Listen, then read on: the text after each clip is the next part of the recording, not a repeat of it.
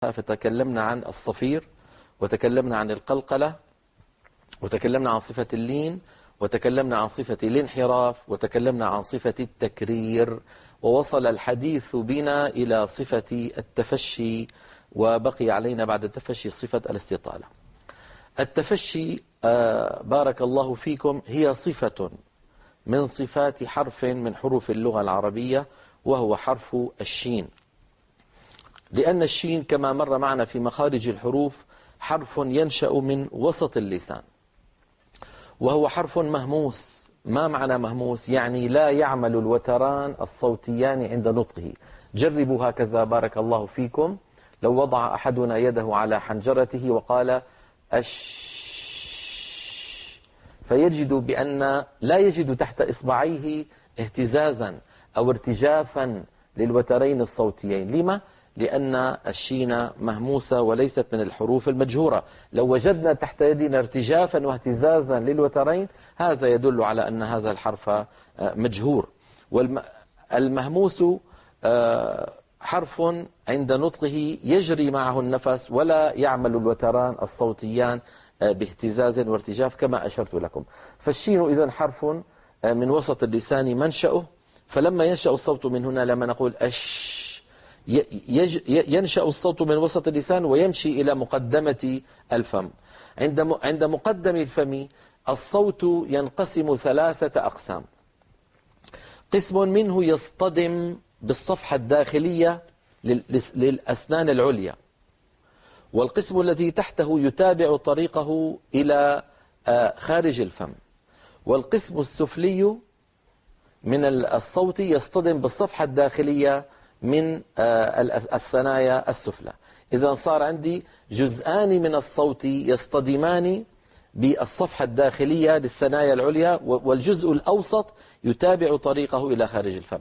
هذان الجزءان اللذان يصطدمان بالصفحة الداخلية للثنايا العليا والسفلى، يرتد الصوت منهما فيملأ الفم، يعود إلى الفم ينتشر ها هنا وها هنا. من هنا جاء كلمة التفشي، لأن كلمة تفشى في اللغة معناها انتشر. تفشى الأمر بين الناس يعني انتشر. فلما نقول أش أش نجد بأن صوت الشين انتشر في الفم، وانتشاره هذا يعطيه قوة، ويعطيه حتى قوة في السمع كذلك. عند نطق الشين قد الشفتان تتحركان تحركا قليلا، يعني تحرك طبيعي فطري. لما يقول أحدنا أش أش، هناك شيء من يعني الحركة الضئيلة للشفتين، لكنها لا عمل لها. يعني بعض إخواننا الله يسلم يقولون أش، انظروا إلي بارك الله فيكم، يقولون أش هكذا، ويعني يجعلون الشفتين ينضمان إلى الأمام، وكأن في الأمر شيء من صوت الواو مثلا، أو نعم. لما يقول واحد منا أش أش، هذا لا يصح، هذا إعمال زائد للشفتين. لما يقول أحدنا أش أش شا شاكرا شكورا شيء، فالشفتان لهما حركة ضئيلة جدا فطرية بسبب ترابط عضلات الفم بعضها ببعض، لكن ما يصل الأمر إلى درجة المبالغة ويقول أحدنا شا هكذا. هذا إعمال زائد لعضو الشفتين. والشفتان كما مر معنا في قول ابن الجزري رحمه الله: للشفتين الواو باء ميم. هذه الحروف الثلاثة هي التي تعمل فيها الشفتان، الواو والباء والميم. أما الشين فلا تعمل فيها. كذلك كما أسلفنا وذكرنا حرف الصاد، لا يقول أحدنا أص صا صو صي، هذا الإعمال مفسد لصوت الصاد. الصاد حرف لساني أسناني، مثلها كمثل السين كمثل الزاي، أس أز أص. كذلك الأمر بالنسبة للشين، فنقول أش شا شو شي.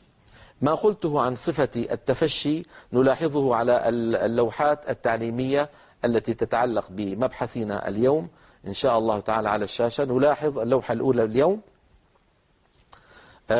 قال ابن الجزري رحمه الله في البحث السابق عن الانحراف في اللام، وهو البيت 26: في اللام والراء وبتكرير جعل وللتفشي الشين ضادا استطل في اللام والراء وبتكرير جعل وللتفشي الشين ضادا استطل. الكلام الآن عن التفشي.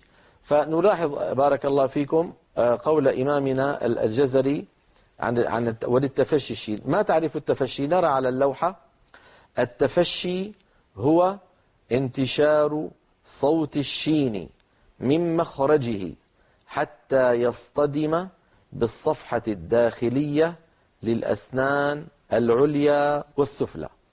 نعيد: هو انتشار صوت الشين من مخرجه حتى يصطدم بالصفحة الداخلية للأسنان العليا والسفلى. لاحظوا الصورة المرافقة على يسار اللوحة بارك الله فيكم، ولاحظوا بأن الصوت أولا مكان نشوئه هو وسط اللسان. انظروا: أش أش أش أش.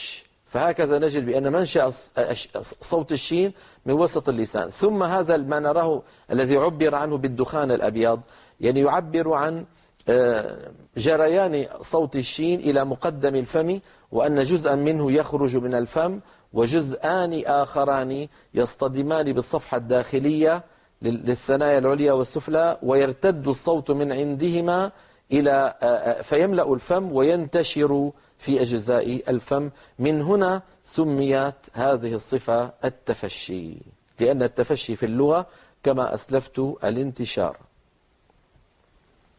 هذه هي صفة التفشي، أظنها سهلة واضحة. وللتفشي الشين حرف واحد من حروف اللغة العربية ينتشر صوته داخل الفم.